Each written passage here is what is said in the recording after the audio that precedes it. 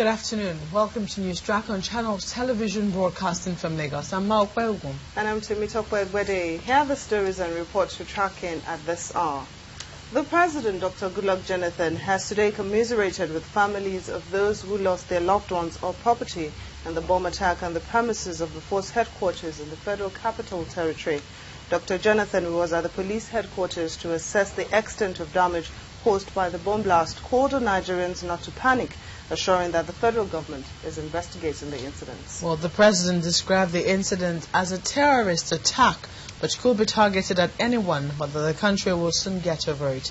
On hand to take the President round the explosion site was Inspector General of Police, Mr. Hafiz Ringem. The President said that the attack was not just directed at the Inspector General of Police, but the entire country, and that government was on top of the investigations to unravel the perpetrators. Well, 2 persons died in the explosion that left 33 vehicles burned and 40 others damaged at the Nigeria Police Headquarters car park in Abuja.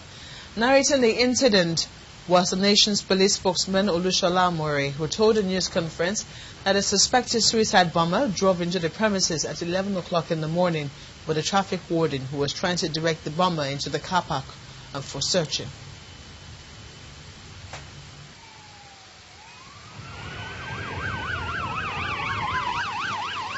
Firefighters working to put out fire from damaged vehicles at the police headquarters in Abuja.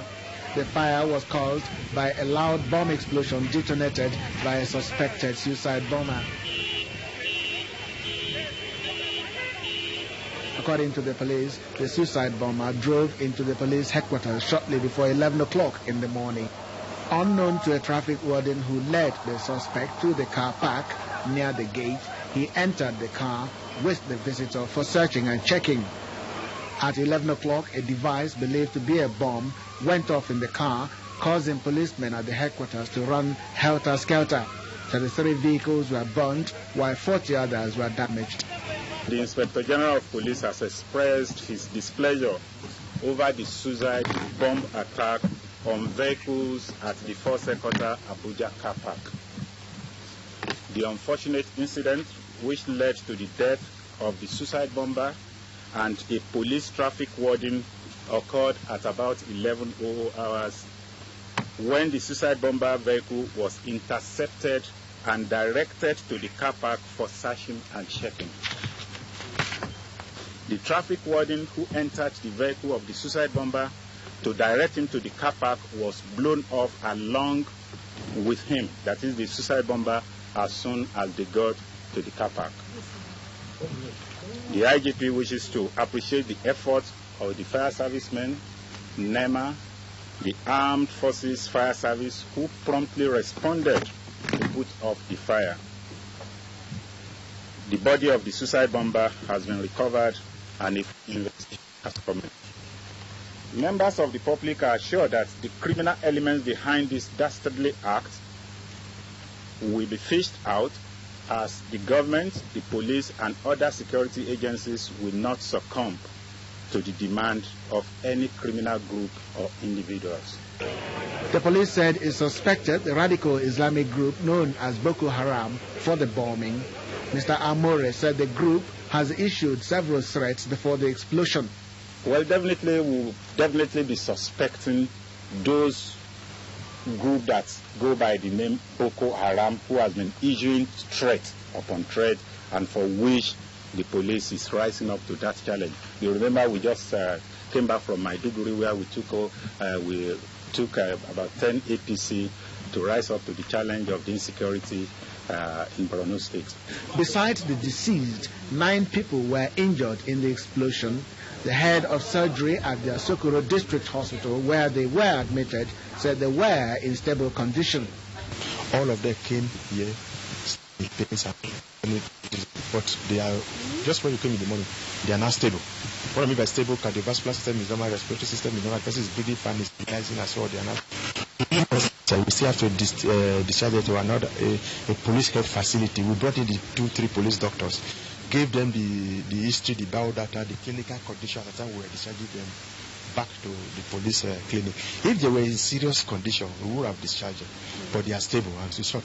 They just so one that we actually need maybe observation for the next 24 hours. But generally speaking, they are all stable. So none came out of all the victims that were brought in here alive, all left alive.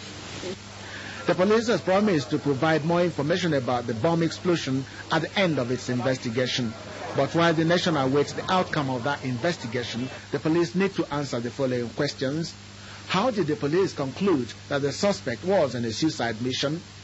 If he was discovered to be on a suicide mission, why was he allowed into the police headquarters without screening at the gate? Is it the practice to ask a traffic warden to enter into a visitor's car to direct him to the car park for what the police called searching and checking?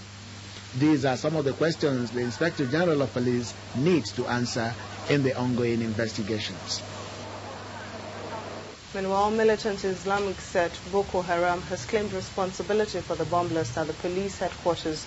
Spokesperson for the group, Usman al-Zawahiri, in a statement posted on Voice of America website said, quote, "We are behind it and we are going to attack the entire north and other parts of the country, including the capital, Abuja." The self-acclaimed Boko Haram spokesman is reported to have also told the VOA that Boko Haram personnel returned from Somalia 5 days ago and have been deployed across northern Nigeria. Earlier this week, the group laid out its conditions for a ceasefire and government-proposed peace talks. But Mr. al-Zawahiri says for the moment, those efforts at reconciliation had collapsed and security agencies should prepare for intensified attacks. Well, there have been reactions coming in concerning the latest bomb blast in the nation's capital. Senate President David Mark has expressed grave concern about the spate of bomb blasts, which he said was a threat to the security and corporate existence of Nigeria. He enjoined security operatives to rise up to the challenge and arrest the situation. Senator Mark contended that no matter the grievances or anger in resorting to violence, terrorism or wanton destruction of lives and property cannot be a way out. And from those of the House of Representatives, Speaker Aminu Tambuwal has commiserated with the Inspector General of Police, victims and relatives of those affected in the blast. According to him, the incident is most unfortunate, coming at a time when all hands were on deck to enhance the frontiers of peace, unity and national security. He pledged a resolution of the House of Representatives to provide whatever legislative intervention necessary to resolve the crisis and uphold the relative peace and stability which democracy offers. On his part, the Niger State Governor and Chairman Northern Governors Forum, Muazu Aliyu, has condemned the attack, describing it as horrendous and cowardly. He noted that the killings, maimings and destruction of public property will never bring any good to the society. Governor Aliyu, who wondered why anybody would unleash such wave of terror on innocent citizens for any reason, says no innocent citizen of the country should be allowed to pass through such traumatic ordeal again. In Cross River State, South Governor Lee Al-Moki has commiserated with families that lost loved ones in the bomb blast and tasked security operatives to intensify efforts in ensuring adequate security in the country. Governor Moki also appealed to aggrieved members of any group to channel their grievances through constitutional means rather than resorting to violence.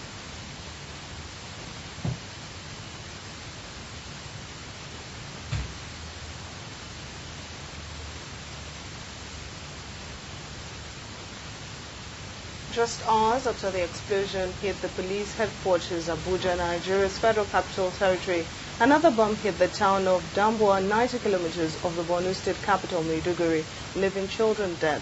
The Borno State Police Commissioner, Mr. Jinjiri Abubakar, told Reuters news agency that the children were playing in a compound near the church when the blast went off, killing the 4 children and wounding another. Or Boko Haram, a radical Islamist group which wants a wider application of strict Islamic law across northern Nigeria, is suspected of being behind almost daily attacks in Borno State for several months now. We'll take a break now. When we return, Union Bank of Nigeria PLC has recorded pre-tax profit of 36.45 billion naira. That's on Business News. Please stay with us.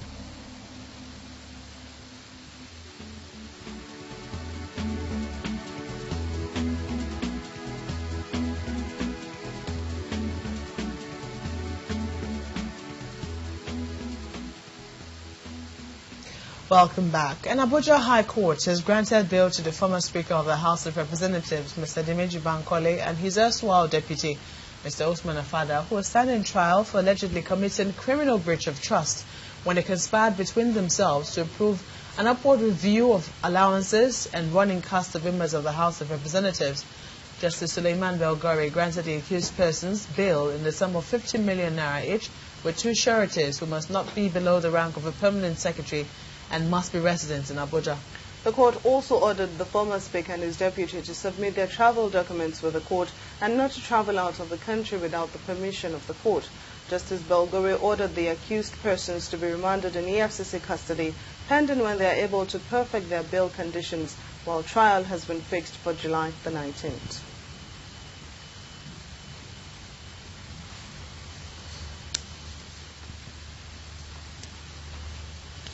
Well, Nigeria has been described as experiencing a turning point in its economy, and the country's women, numbering about 74 million, have been put forward as fundamental players in accelerating development. This is the observation of Dr. Robin Sanders, former U.S. ambassador to Nigeria, who was a guest speaker at the opening of the Foundation for Skills Development Seminar held in Lagos, Southwest Nigeria. Dr. Sanders emphasized the need for entrepreneurs to practice sound business plans, good accounting practices, training and retraining of the nation's human resources.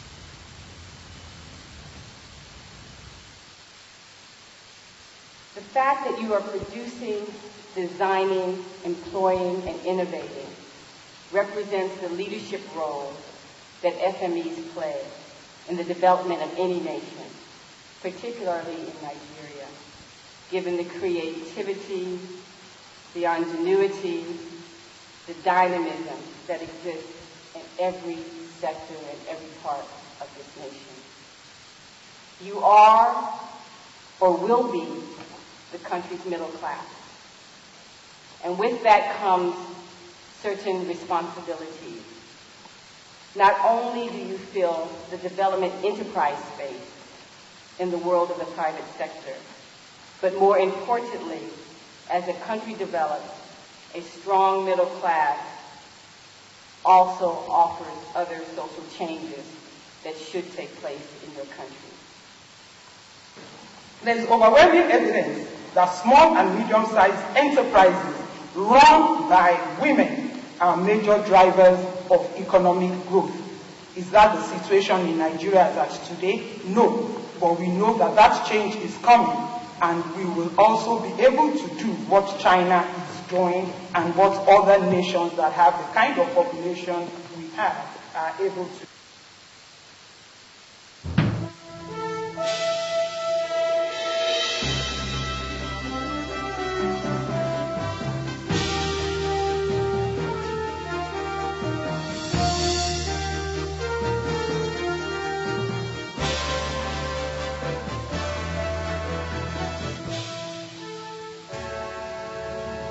As business news now, a federal high court in Lagos has ruled that the governor of the Central Bank of Nigeria, Mr. Lamido Sanusi, lacked the absolute power to sack bank executives without disclosing the findings and recommendations of the special examination conducted into the books of the respective banks to the affected directors.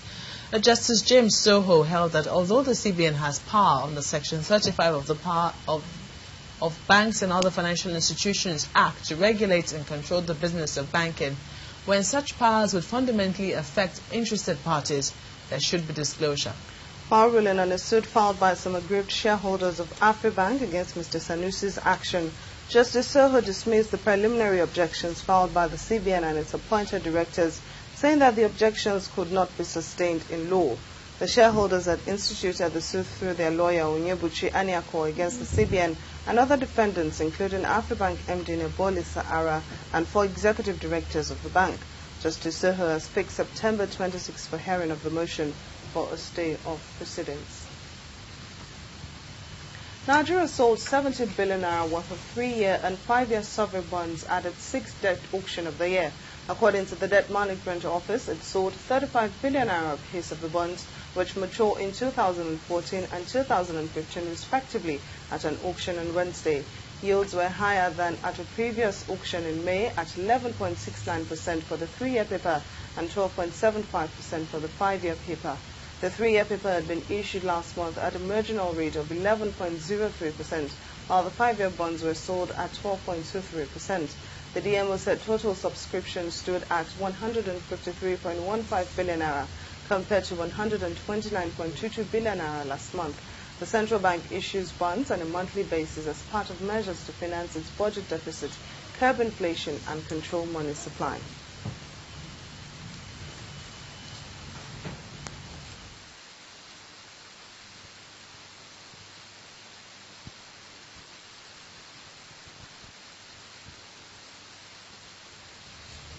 Well, just before we go on break again, the President, Dr. Goodluck Jonathan, has today commiserated with families of those who lost their loved ones or property in the bomb attack on the premises of the force headquarters in the Federal Capital Territory, Abuja. Dr. Jonathan, who was at the police headquarters to assess the extent of damage caused by the bomb blast, called on Nigerians not to panic, assuring that the federal government is investigating the blast. He described the incident as a terrorist attack which could be targeted at anyone, but that the country will soon get over it. On hand to take the president around the explosion site was the Inspector General of Police, Mr. Hafiz Ringim. The president said that the attack was not just directed at the Inspector General of Police, but the entire country, and that government was on top of the investigations to unravel the perpetrators. Well, we'll bring you more on that story in our subsequent bulletins. Time for a break now. When we return, I have diplomatic immunity. That was one of the statements credited to former IMF boss Dominic Strauss-Kahn as part of transcripts released on his arrest. For information you can trust about men, women and children's health, then tune in to Health Matters, a live phone-in program on Channels Television. I always feel tired. All my body, my bones. We have moved from our traditional diet to the westernized diet. Health Matters gives you facts about health, providing everyone with information on a wide range of medical, physical, emotional and behavioral issues that affect humans from both medical and non-medical experts. Anemia is something that we should really worry about. About 100,000 children die in infancy because of that. Health Matters comes your way every Saturday at 12:30 p.m. It's a must-watch.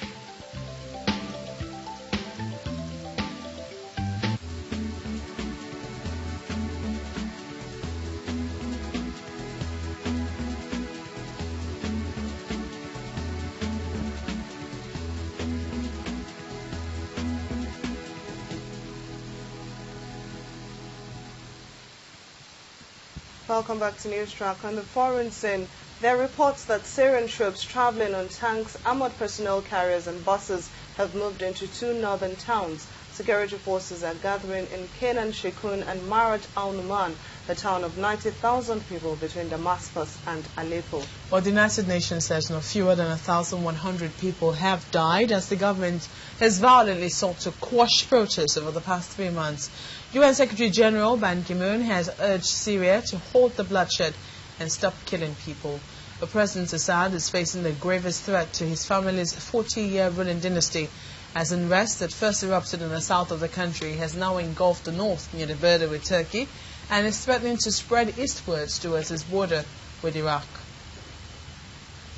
Well, in Europe, Greece's Prime Minister has announced changes to his cabinet.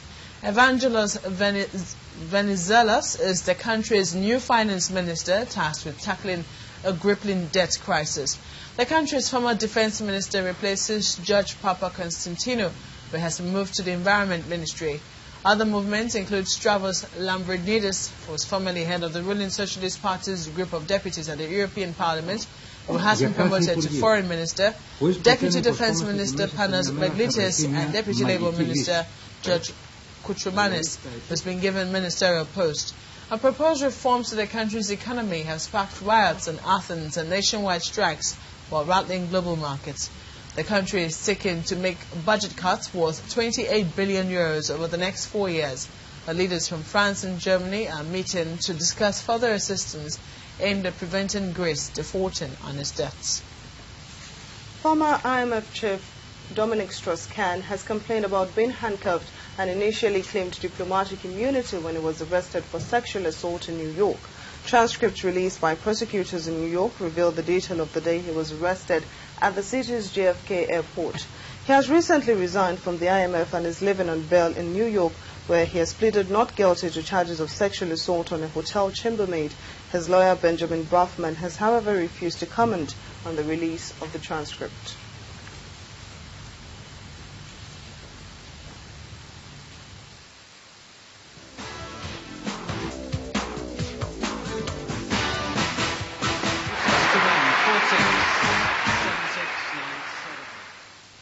Nigeria's Dream Team 5 chief coach, Austin Ogwavan, has admitted his frustration at fashioning out a formidable squad against Tanzania in this weekend's 2012 Olympic Games qualifier. A rush of injuries has depleted the Nigerian side, with high-profile players like Daniel Uchechi, Rabiu Ibrahim, Nosa Igebo and Nnamdi Oduamadi set to miss the crucial encounter scheduled to hold in Benin City, Edo State. Well, the former Super Eagles defender is confident of victory over the Vijana Stars of Tanzania, who have a 1-0 lead from the first leg played 2 weeks ago in Dar es Salaam. Meanwhile, WBB Venlo hitman Ahmed Musa has joined the team's camp 6, but with